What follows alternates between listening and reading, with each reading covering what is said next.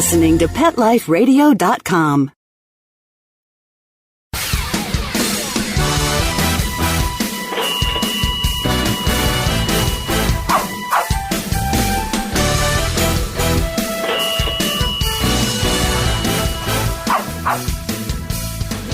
Hello and welcome to the show Six Figure Dog Business on PetLifeRadio.com. I'm your host, Ty Brown from TyTheDogGuy.com. Now, this is the show where we help you start or grow your dog training business to a healthy six-figure per year or more income.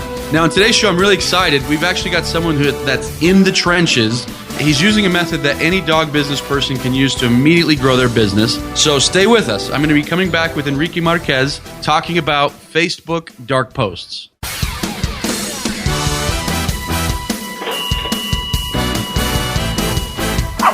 Sit. Stay. We'll be right back after a short pause.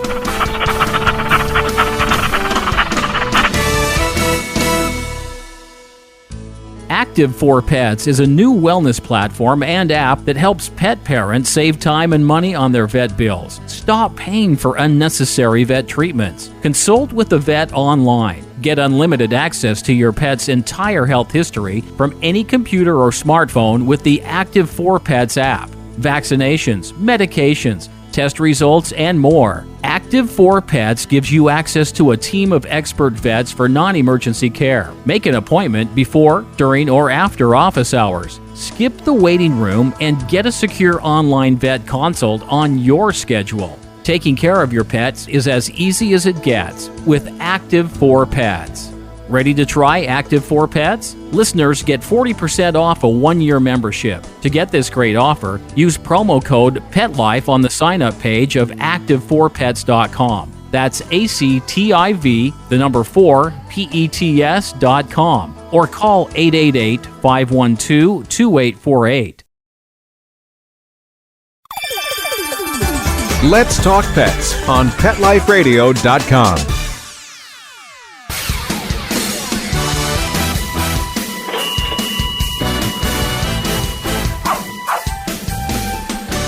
Okay, and we're back, and with us today we've got Enrique Marquez. So first off, welcome to the show, Enrique. I appreciate you being here. Hey, thanks for inviting me. And so first off, before we start talking about Facebook, dark posts and stuff like that, give the listener a brief biography. Who's Enrique? What do you do? What's your background? Stuff like that. Well, I'm a dog trainer. Been doing dog training for almost 10 years. I started in the military, and then I started getting more into the dog training. Currently, I'm managing my own business, DogWorks Dog Training, out of Savannah, Georgia. And I'm also getting into the dark posting and social media advertising, which I'm getting a pretty good load of clients that way. And this is mostly dog trainers. I didn't know you were in Savannah. I've heard that's just like the most gorgeous city in the United States. Is that true? It is. It's a great place to be. I'm going to be a little bit more jealous of you come wintertime, and we got 3 feet of snow around here. So Enrique, you've been training dogs for 10 years. You've had your business here for a little while. Let's talk about dark posts, because I know dark posts has been a huge part of what's grown your business. So first off, some people listening have never even heard of a dark post. Define it for me. What is it? Well, this is like a Facebook lingo for an unpublished posting. It's a Facebook advertising tool that basically lets you create posts that aren't posted to your timeline, but they can be seen by all the right audience people. So let's say I'm surfing Facebook and, I'm getting all these things that I like, like you ever surfed the Facebook and wondered how they know that you're looking for a new pair of shoes, or how do they know that you like Miami Hurricanes or you don't like them? It's because the advertisers are using that dark posting to reach you. So and that's the power that we're using right now. Yeah, in fact, I was just talking with my wife about this last night because I went on Zappos. You talking about shoes, and it brought it to my memory. I went on Zappos, and Zappos is a very famous shoe site. And ever since I went on their site, they obviously had a pixel on there, so they've tracked me. So I keep seeing Zappos ads popping up in dark posts on my Facebook timeline. So, what that is those actually probably aren't dark posts, though, or are they? I mean, you tell me. Do you know what I'm talking about? Yeah, they're a little bit of both. They're targeting you because of the pixel and an ideal thing. I got a dark post about the movie Max because I'm a middle-aged guy that loves Malinois. That's a dog trainer. So obviously I would like that movie. And, so that's exactly the kind of tool that the advertisers would use that. Okay. So one thing I always see dog trainers ask, dog trainers are always out there like, all right, I've got a little bit of money I need to advertise with. Do I do not a lot of people are doing yellow pages, but do I do yellow pages? Do I do SEO? Do I do Facebook? Do I do Google? Do I do, people are looking, where can I put my advertising money so I can get clients? What is different about Facebook dark posts versus everything else? Well, with, let's say, imagine being able to send a really specific targeted message from your business page to an audience without bothering the rest of your fans. You don't have to post 50 updates to do that. I think the best advantage for us dog trainers is that we can select really specific parameters to reach our audience, which is something that you can't do by posting an ad in a newspaper or even, using a billboard right in the middle of downtown. I'll give you an example. Let's say I'm an advertiser who's looking to sell textbooks to college students. I go to Facebook. I can pick age, education, interests, got to think of school subjects. So I will target ads at people aged 18 to 22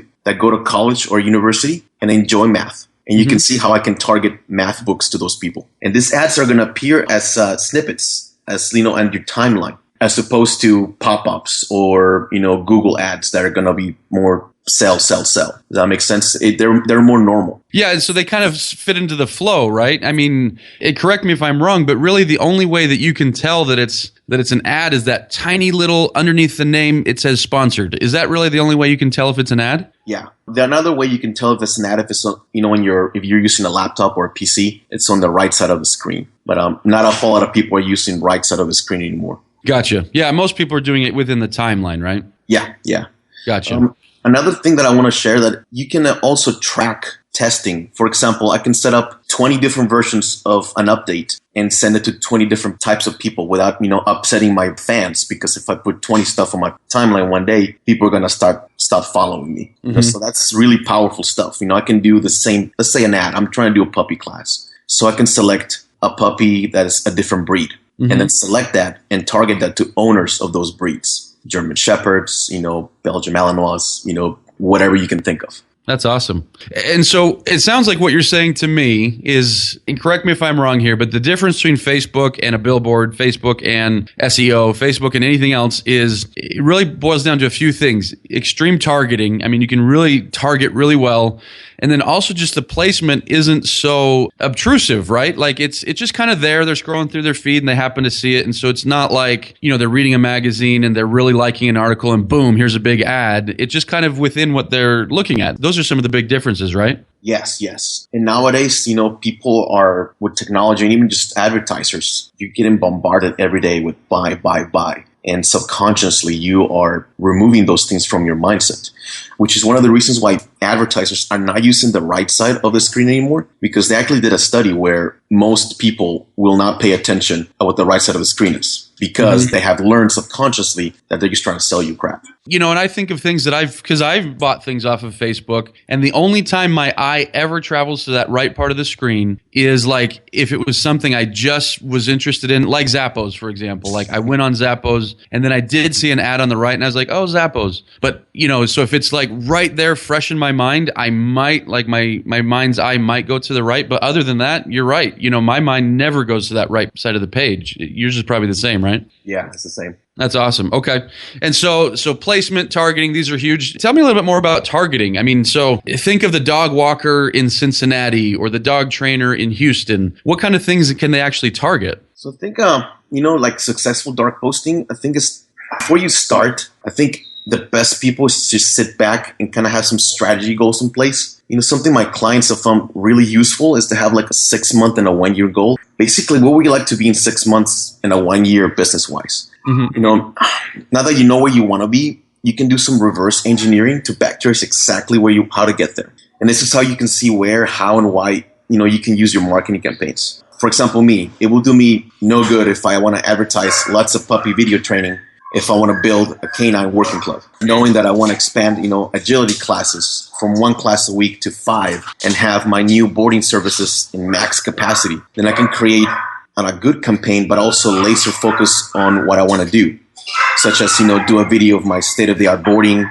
packages I offer, do a life of a boarder, things that will engage your audience to the things that you want to sell. Well, let's do that right now then. Let's do like a pretend case study. Let's diagram a successful dark post campaign. So it sounds like we have to start with the end goal in mind. So let's say, I don't know, let's do a fictitious dog training company. And this can apply to dog walking, pet sitting, dog grooming, things like that. But let's say fictitious, right in the middle of the country in Kansas. So they're in Topeka, Kansas, and they want to have 3 board and trains every month. Where do we start? Okay, so what I will do is I will start to seeing what the type of board and train package you want to sell. So let's say I want to go, you know what, I want to go my top of the line board and train. What does my top of the line entail? Mine, for example, is for really aggressive dog cases. So I will go to Facebook and I will see who has searched for dog aggression, dog biting, dog bites human, stuff like that in the last 3 to 4 months. Because I know they most likely still have their dog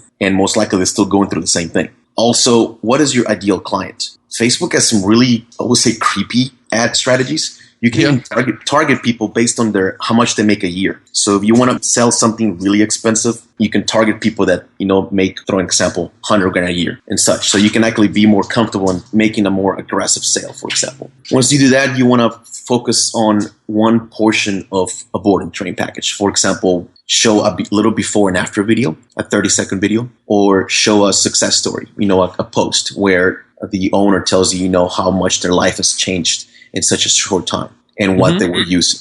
So you see kind of different variety of advertising. It doesn't have to be just video or just posting or buy.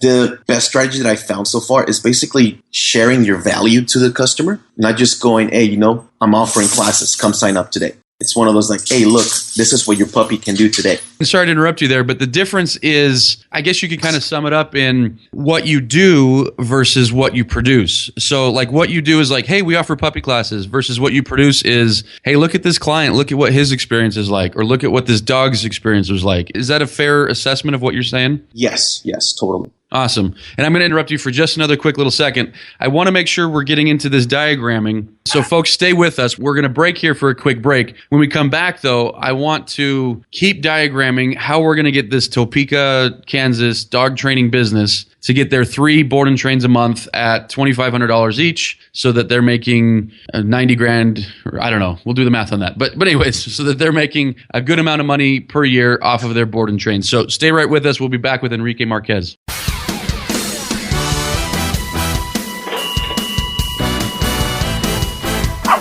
Sit. Stay. We'll be right back after a short pause.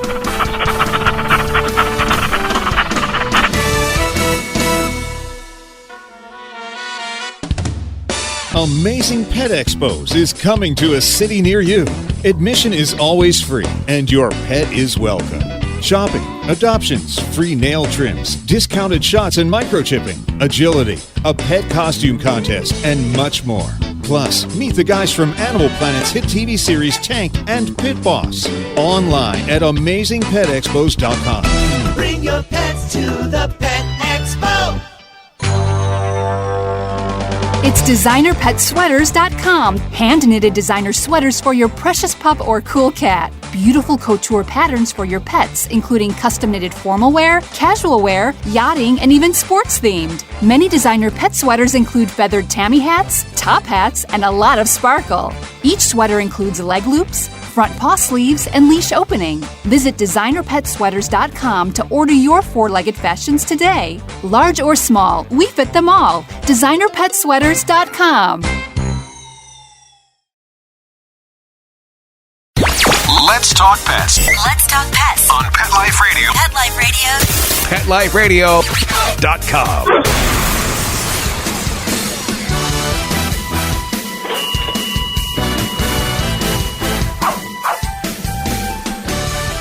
Okay, we're back, and we're with Enrique Marquez, and we're talking about Facebook dark posts, and we're in the middle of diagramming a successful Facebook dark post campaign. And so what Enrique has taught us so far, just to sum it up, is that we've got to summarize what it is we're looking for. What's our ultimate goal? Is it to get more agility clients? Is it to get more puppy clients? In our case, we're looking for more board and train clients. So there's our goal. And so Enrique then went on to say that, all right, the next thing that we need to do is start showing what this looks like. Show a before and after, show a client testimonial. All right, so we're at that point now, Enrique. Lead us further into this diagramming a successful dark post campaign. What's coming next for us? Okay, now that people are more aware of your services, hey, this guy offers board and train, this guy offers great success stories, I can see videos of that, then you can start being a little more aggressive on the sales. You can go, hey, listen, to this month, I only have one slot left. Thank you for following me so much. Because of you guys are being great followers, I'm going to throw 10% off. You see how then you can go right into the sale. Or saying, hey, this is the best time to train your dog. We have one slot open, or we have 3 openings today. Find out what I can do for your dog. Or throw a free assessment session or free private lesson as a thank you. Then you can be more aggressive on the sales itself, because by then people know who you are. People know your results. So you don't have to sell on that. You can literally go right for the right hook, as, lack of better words. Now, is that where I think you're referring to like Gary Vaynerchuk's Jab, Jab, Hook, right? Yes, totally. And which is a great book. Folks should get out there and read that. But is what you've done up to this point, we're getting a little bit technical now, but the first dark post you ran, did you pixel those people so that you can then come back to them with a sales message later? What I did was refine my audience. For trying to not put it as technical so a lot of people can understand it. When you do a post, it gives you a result. It tells you how many people saw your ad, but also how many people reacted to your ad. It gives you really good details like males versus females, what age range, what time of the day they did it, what actions they took. So, they clicked the video, they liked it, they shared it. So with that, you can kind of find out, okay, this dark post worked really well. What type of people were in that dark post? So I'm going to pick an example, like females 18 to 24 reacted really well to a puppy video. So the next ad, I'm going to direct it at 18 to 24. And I'm going to keep the other parameters the same. So the cities, the range, the likes, what have you not. So you are going to still target your same audience, no matter what. So you're not talking about lookalike audiences right now? No, not necessarily. That's okay. Another technical one. Okay. So to kind of break this down for folks who aren't used to doing this, what you're saying is when you set up your ad, you set it up with various parameters. We want people in this income range. We want people in these cities. We want people with this interest. We want people, etc. And you just measure the results. And so you say, okay, wow, this dark post didn't do so good. And then you look at the next one. Okay, this one actually did really well with this group. So now I'm going to take my ad, my right hook. I'm going to take my 10% off or one slot open. And that same group that reacted really well to this ad, I'm going to hit them with a sales message. I know that sounds a little bit crass, but that's kind of what you're saying, right? Yes. Awesome. Okay. The cool thing about that is that with the dark posting, let's say, for example, they already went to a class and they took care of the stuff, or they don't have their dog anymore. Facebook will know that from some crazy algorithm they have. So if your post goes to the same audience, you're not going to target people that no longer need your services. So if the same, let's say this female 18 to 24 saw your ad a month ago, but, she got rid of their puppy or does something else, she will not get that ad anymore. So basically that money that you spent on an impression can be spent on somebody that is actually looking for what you're trying to sell. Gotcha. Okay.